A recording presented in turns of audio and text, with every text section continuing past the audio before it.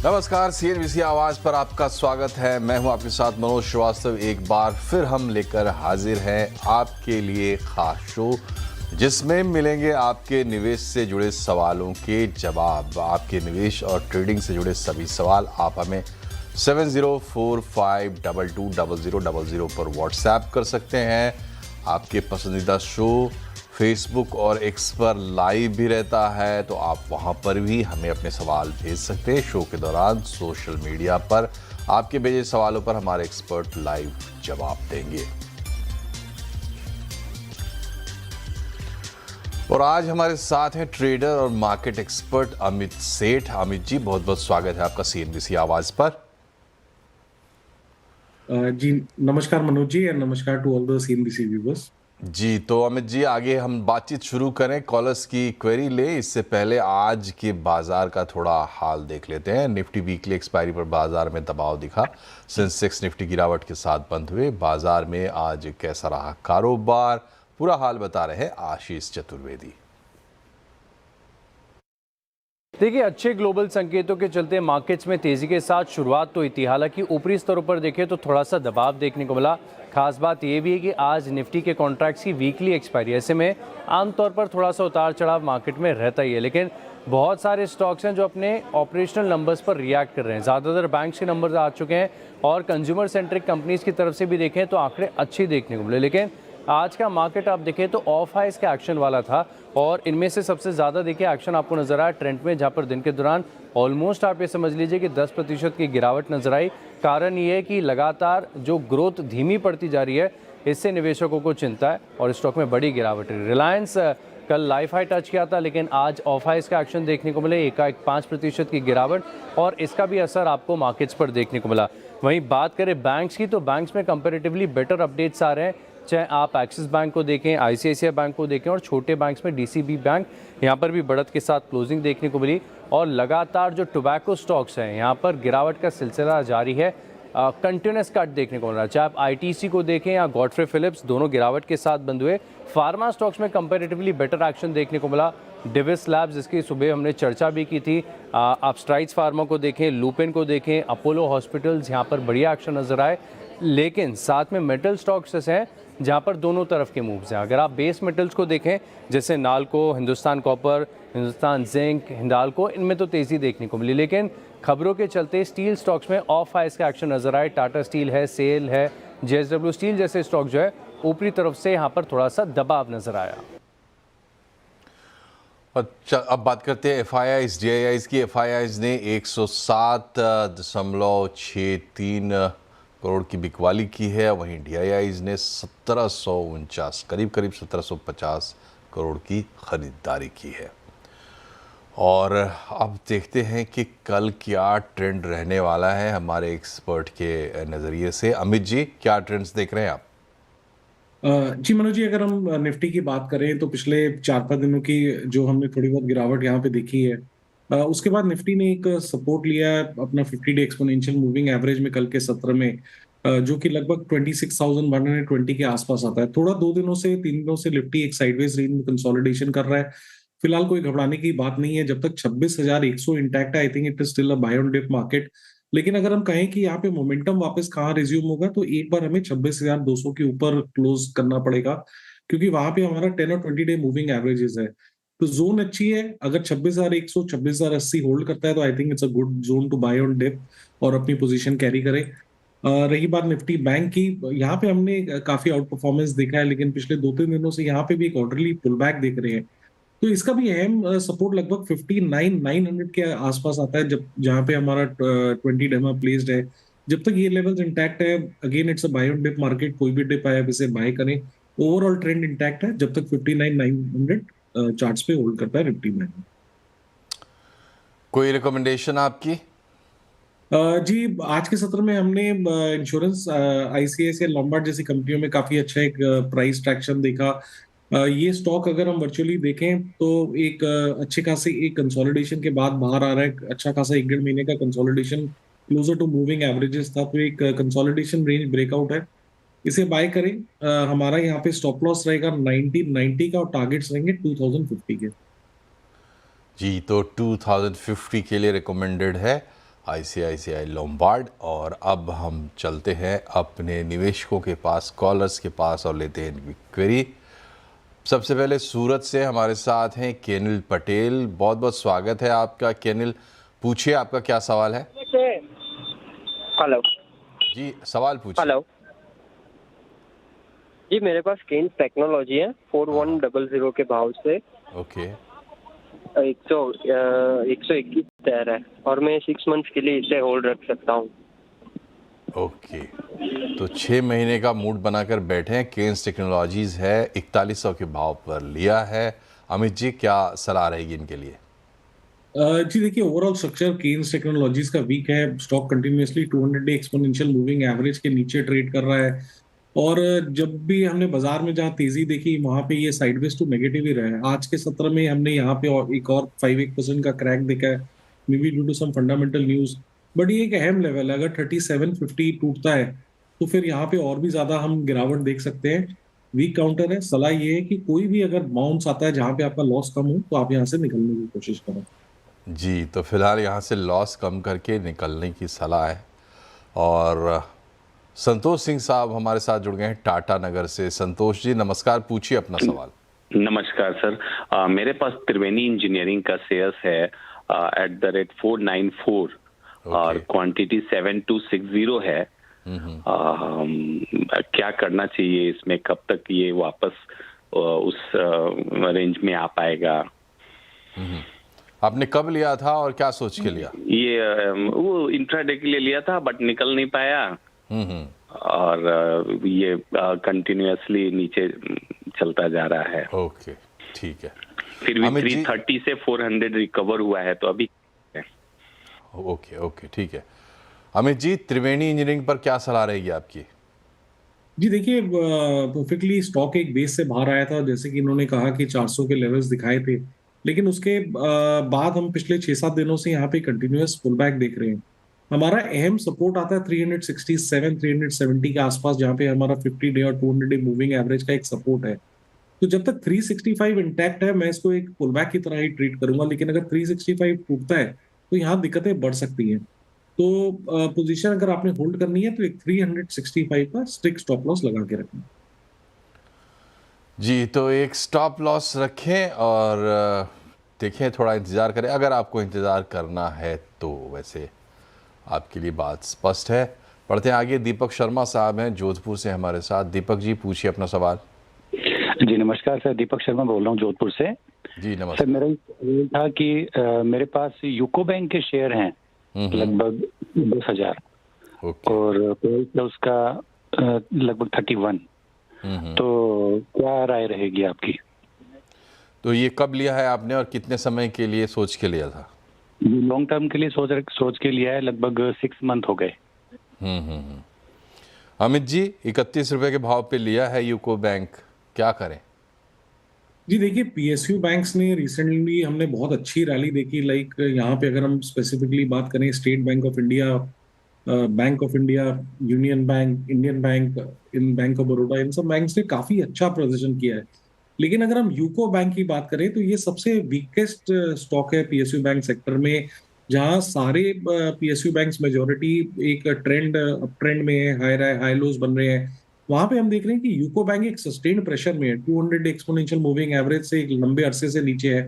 ठीक है, जगह ऐसी है, यहाँ घबराने की जरूरत नहीं है। 1 रुपए का लॉस है, वो कभी भी कवर हो जाएगा, कोई घबराने की बात नहीं है। बट अगर हम कोई अच्छे बैंक में जहाँ स्ट्रेंथ अच्छी है, कोई बाय ऑन डिप की रणनीति बना के दूसरे काउंटर में जाए तो वो ज्यादा बेटर रहेगा। यूको बैंक का चार्ट ओवरऑल वैसे वीक है और इस बढ़िया माहौल में जब पीएसयू बैंक इतना अच्छा कर रहे हैं और वहां पे UCO bank is not doing well, तो सलाह ये है कि यहाँ से आप एग्जिट करें। जी, तो सही मौका देख के आप दूसरे काउंटर में जा सकते हैं। वैसे पीएसयू बैंक से तो अच्छा कर ही रहे हैं। सदानंद जी हैं हमारे साथ प्रयागराज से। सदानंद जी, क्या सवाल है आपका? Hello sir, good evening. Good evening, पूछिए। मेरे 2 क्वेरीज थे, बट पहला है Premier Energies, that is the shares at 450।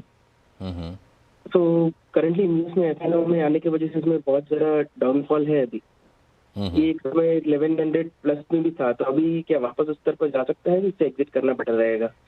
ठीक है। मतलब ये लॉन्ग टर्म 2 इयर्स का है। और दूसरा शेयर? सर दूसरा है BSE, ये IPO के टाइम का है 367 शेयर एट द रेट 116। तो क्या हम इसमें 5,000 का लेवल एक्सपेक्ट कर सकते हैं नेक्स्ट 2 ईयर्स? चलिए अमित जी, दोनों एक एक करके जवाब दे दीजिए। प्रीमियम एनर्जीज है और BSE। ये देखिए, प्रीमियर एनर्जीज का चार्ट क्लियरली वीक है। यहाँ पे continuously lower low lower highs बन रहे हैं। आज के सत्र में भी हमने देखा लगभग 3-1% की गिरावट थी। वीकली चार्ट्स पे एक अहम सपोर्ट पे ये टूटता है तो और दिक्कतें बढ़ेंगी। लेकिन हैविंग सेड दैट, ओवरसोल्ड है, बाउंस जरूर आएगा। थोड़ा बहुत बाउंस आए तो अपना मुनाफा बांधे और यहाँ से निकले, क्योंकि ओवरऑल स्ट्रक्चर चार्ट का वीक है।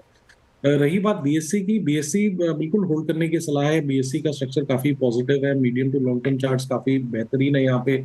इनफैक्ट एक सपोर्ट से स्टॉक वापस राइज करने की कोशिश कर रहा है। वीकली सपोर्ट लगभग इसका आता है अराउंड 2600 के आसपास, वहां पे मूविंग एवरेजेस का भी सपोर्ट है। और पिछले 1-2 दिनों से हम देख रहे हैं कि स्टॉक वहीं से बाउंस कर रहा है। तो आशा करता हूँ कि इस बार जो जिस हिसाब से स्ट्रक्चर मेंटेन्ड है, मुझे लगता है 2850 2900 तक के टारगेट्स पॉसिबल है, एज लॉन्ग एज 2625 के लेवल्स होल्ड करते हैं। तो 2625 का एक स्टॉप लॉस लगाएं और BSE को होल्ड करें। जी, और अगले कॉलर हमारे साथ हैं ब्रजेश शाह साहब बड़ोदरा से। ब्रजेश जी नमस्कार, पूछिए अपना सवाल। नमस्कार जी पूछिए। मेरे पास TCS है, 50 शेयर्स है 3755 के प्राइस के। मैं कब तक, मतलब 2-3 साल होल्ड कर सकता हूँ? अगर एवरेज करना हो तो भी कर सकता हूँ, तो इसमें क्या राय है आपकी? जी, तो बिल्कुल एक ओपन क्वेश्चन है अमित जी आपके लिए, क्या राय है? जी देखिए, एक क्वालिटी स्टॉक है, क्वालिटी मैनेजमेंट है। ये तो बात रही फंडामेंटल्स की। तो स्टॉक और जिस जगह पे ट्रेड कर रहा है, जिस हिसाब से यहाँ पे करेक्शन ऑलरेडी आ चुका है, 52 वीक हाई में ऑलमोस्ट हमने 46-4700 के लेवल्स देखे थे। तो पहले तो अब ये लेवल नहीं है कि जहाँ पे हमें स्टॉक से एग्जिट करना है, in spite of the fact कि हमें 300 रुपए का लॉस है। स्टॉक ने एक अच्छा खासा बेस बनाया है 2900-3000 के लेवल पे आसपास। कोई भी कारणवश मुझे लगता नहीं है कि वो लेवल्स आएंगे, लेकिन अगर कोई भी कारणवश कोई डिप आता है स्टॉक में टुवर्ड्स 3050 3100, तो वहां पे एवरेज किया जा सकता है। पोजीशन में एक स्टॉप लॉस बना के रखे। थोड़ा इनका लॉन्ग टर्म इन्वेस्टमेंट नजरिया है तो 2950 का आराम से होल्ड करें। Slowly and steadily TCS will inch up. जी, तो समय है इनके पास, इन्होंने खुद ही कहा कि होल्ड कर सकते हैं, लेकिन 2950 याद रखिए, स्टॉप लॉस बहुत ज़रूरी चीज़ है और इसके साथ आप बने रह सकते हैं। फंडामेंटल्स तो मजबूत हैं ही। अगले कॉलर निखिल अग्रवाल साहब हैं, लखनऊ उत्तर प्रदेश से। निखिल जी पूछिए अपना सवाल। जी हेलो जी पूछिए अपना सवाल। सर, मुझे 3 शेयरों के बारे में जानकारी चाहिए थी। ठीक है। मेरे पास अडानी बिलमार्ट के 270 शेयर हैं 388 रुपए के हिसाब से, पिछले 3 साल से। और सर कल्याण जी ज्वेलर्स के मेरे पास 150 शेयर हैं 500 रुपए, वो भी लगभग 1 साल से हैं। इसके अतिरिक्त सर IOB के मेरे पास 1900 शेयर हैं 39 रुपए के रेट से, यही 2 महीने पुराने। तो मुझे क्या करना चाहिए इनमें? ठीक है, तो तीनों पर आपको बारी बारी से जवाब मिल जाएगा। अमित जी, अडानी विल्मर, IOB और कल्याण ज्वेलर्स। जी, अडानी विल्मर का कोई नाम चेंज हुआ क्या? आई थिंक ये AWL एग्री बिजनेस है। वही मैं कह रहा हूँ पहले। ये AWL एग्री बिजनेस है। मुझे मिल गया। जी देखिए, अडानी विल्मर का चार्ट तो अभी नियर टर्म में यहाँ पे वीकनेस है, continuously lower low lower highs बन रहे हैं। एक अहम सपोर्ट इसका लगभग 230 के आसपास है। स्टॉक उसके भी नीचे स्लाइड कर रहा है। तो सलाह ये यहाँ पे है कि कोई भी बाउंस आए तो आप यहाँ से एग्जिट करें, क्योंकि ओवरऑल स्ट्रक्चर यहाँ पे वीकनेस एग्जिबिट कर रहा है। दूसरा स्टॉक इन्होंने कहा कल्याण ज्वेलर्स। जी देखिए, कल्याण ज्वेलर्स ने एक बेस बनाया है लगभग 480-490 के आसपास, 200 EMA के नीचे ट्रेड कर रहा है। फिलहाल चार्ट देख के मैं ये तो नहीं कह सकता कि यहाँ पे एक अप ट्रेंड की पॉसिबिलिटी बन रही है, क्योंकि जब तक ये 550 के ऊपर ना निकले यहाँ पे ट्रेंड रिजम्पशन नहीं है। लेकिन जगह ऐसी है, वीकली सपोर्ट है, तो आप होल्ड करें। एक स्ट्रिक्ट स्टॉप लॉस लगा के रखें 485 रुपीज का। तीसरा स्टॉक आई थिंक इन्होंने इंडियन ओवरसीज बैंक का है ना? जी जी जी, यहाँ पे भी जैसे मैंने प्रीवियसली एक बैंक के बारे में कहा था, यहाँ पे वीकनेस है। जहाँ other banks are doing really well, Indian Overseas Bank एक वीक काउंटर है PSU बैंक्स में। थोड़ी सी रैली जरूर आई है, लेकिन ये स्टॉक अभी भी 200 डेमा के नीचे ट्रेड कर रहा है। ऑलमोस्ट 50 डेमा पे जाके आज थोड़ा रेजिस्टेंस लिया है, तो कोई बाउंस आए तो यहाँ से निकले। और बढ़िया स्टॉक जैसे कि मैंने कहा, state Bank of India, Bank of Baroda, Indian bank, ये सब में अगर कहीं हमें डिप मिलती है, ये नहीं कि कल सुबह ही ले लेना है, कोई डिप मिले अच्छी तो वहां पे पोजीशन बनाए तो ज्यादा बेटर रहेगा। चलिए निखिल जी, आपको जवाब मिल गया होगा। अगले कॉलर देवांश हैं हमारे साथ। देवांश, पूछिए अपना सवाल। Hello, good evening sir. Good evening, पूछिए। सर मैंने 2 शेयर्स के बारे में पूछना है। एक पहला शेयर है एलजी इलेक्ट्रॉनिक्स, उसके मेरे पास 100 शेयर्स हैं 1670 पे। और दूसरा शेयर है सात्विक, वो उसके मेरे पास 30 शेयर्स हैं 465 पे। तो सर मैंने पूछना है, मैंने सात्विक आईपीओ में लिया था, उसको होल्ड करना है कि एग्जिट करना है? ठीक है, तो एक तो सवाल इनका एलजी पे है, 1670 पे लिया है अमित जी, और दूसरा सात्विक पे है, आईपीओ से जुड़ा हुआ है। तो ज़रा बारी बारी से बता दें अमित जी। जी देखिए मनु जी, एलजी इलेक्ट्रॉनिक में तो हम कंटिन्यूअस स्लाइड देख रहे हैं, लेकिन डेटा इतना कम है यहाँ पे। लगभग 14 अक्टूबर को ये स्टॉक लिस्ट हुआ था, तो टेक्निकल एनालिसिस के बेसिस में यहाँ कमेंट करना थोड़ा सही नहीं रहेगा। आई थिंक अगर आपके और कोई शो में कोई फंडामेंटल एनालिस्ट हो तो वो ज्यादा बेटर राय दे सकेगा, बिकॉज इतना डेटा भी चार्ट में बना नहीं है कि यहाँ पे कोई पैटर्न या कोई हम सपोर्ट रेजिस्टेंस की बात कर सके। ठीक है, और एक सात्विक के आईपीओ में इन्होंने लिया था, तो उसके बारे में इनका सवाल है। जी यहाँ पे भी अगर कहें तो डेटा काफी कम है, लेकिन जिस हिसाब से फॉल आया है, मेरे ख्याल से मैं अवॉइड ही करूंगा, बिकॉज डेटा इतना कम है ना मनोज जी कि I don't think it will be right to comment on the basis of technical analysis. जी, तो ये भी बहुत ज़रूरी है कि हर एक चीज़ पे आप कमेंट नहीं कर सकते जब तक प्रॉपर आधार नहीं हो तब तक। तो थोड़ा ये इस हिसाब से समझने की बात है कि नए शेयर्स है और इसमें आपने पैसा लगाया है, तो थोड़ा पेशेंस रखें और सही तरीके से आप इसको फंडामेंटल्स के लोगों से क्लियर करें तो बढ़िया रहेगा। बहरहाल हमारे साथ राहुल हैं पंजाब से। राहुल, पूछिए अपना सवाल। Good evening sir. Good evening sir, मेरा क्वेरी जो है 4 शेयर्स के लिए। एक मेरे पास इरकॉन है 200 shares at the rate of 210। ठीक है। और एक मजडॉक है 100 शेयर्स एट द रेट 2360। ठीक है। एक लेमन ट्री है 500 शेयर्स एट द रेट 160। ठीक है। और एक मेरे पास हिंदुस्तान कॉपर है at the rate of 500 shares. ठीक है। तो इसमें अपना हिंदुस्तान कॉपर में तो अच्छा मेरे को मुनाफा मिल रहा है, तो इसमें प्रॉफिट बुक करके इसमें करें कि इसको होल्ड करके रखें? एक ये पूछना था। और बाकी शेयर्स का क्या अपना है, उसमें एग्जिट करना है कि होल्ड रहें? ठीक है, तो एक एक करके बात करते हैं। अमित जी, इरकॉन 210 के भाव पे लिया है। जी देखिए, पहले तो उन्होंने स्टॉप लॉस नहीं लगाया, लेकिन कोई बात नहीं। स्टॉक फाइनली एक इसने 200 डेमा अपना रिगेन किया है। पिछले 5-7 सत्रों में यहाँ पे हमने वॉल्यूम और डिलीवरी बेस्ड एक्टिविटी देखी है। देयर इज अ पॉसिबिलिटी कि ये स्टॉक ऊपर बढ़े, लेकिन उसके लिए अहम लेवल जो ख्याल रखिएगा वो है 170 रुपए का।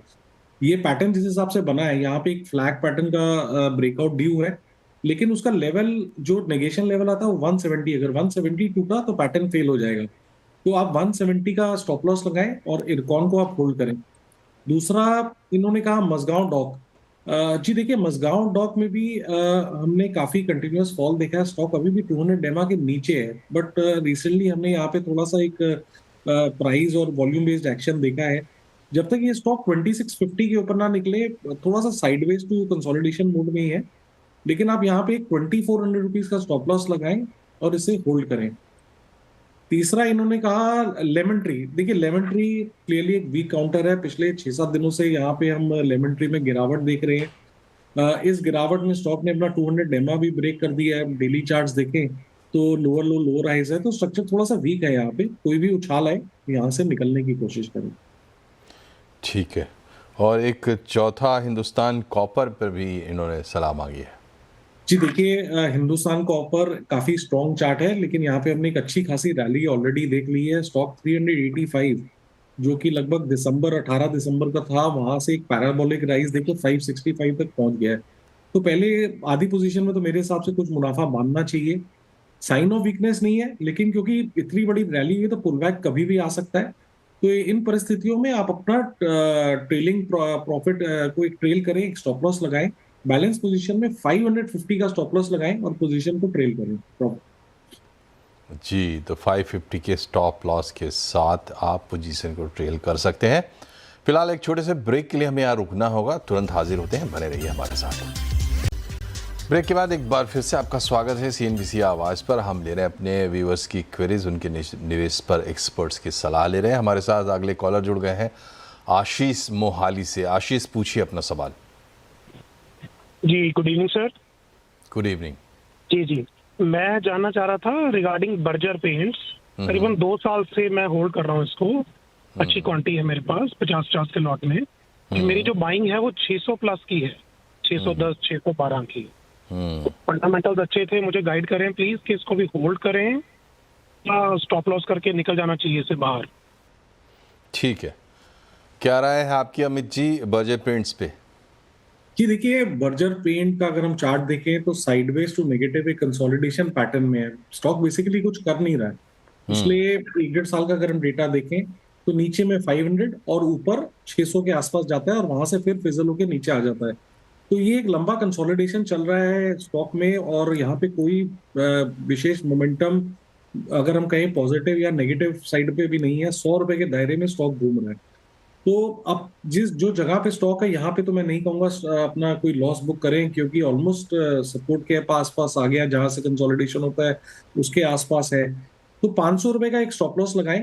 इस रिबाउंड में अगर कोई भी कारणवश ये स्टॉक वापस 570 580 की तरफ जाता है, क्योंकि एक बॉक्स में घूम रहा है 100 रुपए के दायरे में, तो फिर यहाँ से निकलने की कोशिश करिएगा। जी, तो थोड़ा इंतज़ार, थोड़ा इसको ऊपर जाने दें और स्टॉप लॉस का ध्यान रखें और कंटिन्यू करें, मौका देख के इससे निकले। गुरदयाल सिंह साहब दिल्ली से हमारे साथ हैं। गुरदयाल जी, आप पूछिए अपना सवाल। जी नमस्कार। नमस्कार सर। मुझे बेसिकली 2 शेयर्स का पता करना है। एक तो इंडिगो, इंटरग्लोब एविएशन, 90 शेयर्स हैं एट द रेट ऑफ 4900 और अगले 3 से 6 महीने का इसका स्टेटस। और दूसरा मुझे भारत इलेक्ट्रॉनिक्स लिमिटेड, इस पे 290 शेयर हैं, सॉरी 290 के रेट पे 400 शेयर हैं मेरे पास। इन दोनों में मैं क्या करूं? ठीक है अमित जी, इंडिगो और BEL। जी देखिए, अगर हम इंडिगो की बात करें तो पीछे जो हुआ था एविएशन सेक्टर में, उसके कारण यहाँ पे स्टॉक में एक बहुत बड़ा क्रैक आया था और स्टॉक ने एक अहम लेवल अपना तोड़ा था जो कि 5200 का है। पिछले 5-7-10 दिनों से रिकवरी जरूर देखी है, लेकिन इस रिकवरी में हमने वापस देखा कि स्टॉक ने 20 day exponential moving average regain नहीं किया और जो हमारा रेजिस्टेंस है लगभग 5200 का, जो पहले एक सपोर्ट की तरह एक्ट करता था, वहीं से आज स्टॉक ने रेजिस्टेंस लेके वापस एक थोड़ा सा क्रैक दिखाया 2-1% का। तो जितना मैं स्क्रीन में मुझे याद है इनको इस पोजीशन में प्रॉफिट है। तो मेरी सलाह ये है कि क्योंकि ओवरऑल स्ट्रक्चर वीक और 5200 एक रेजिस्टेंस है, आप यहाँ पे मुनाफा बांधें और एग्जिट करें। चलिए, तो आज तो हो रहा है वक्त पूरा, लेकिन जाने से पहले अमित जी कोई अस्वीकरण, कोई डिस्क्लेमर? जी, जितने भी स्टॉक्स डिस्कस हुए हैं इनमें मेरी कोई पर्सनल पोजीशन नहीं है। चलिए, बहुत बहुत शुक्रिया आपका अमित जी हमसे जुड़ने के लिए। तो कार्यक्रम में फिलहाल इतना ही। आज के लिए नमस्कार। खबरों का सिलसिला जारी रहेगा, बने रहिए CNBC आवाज़ के साथ।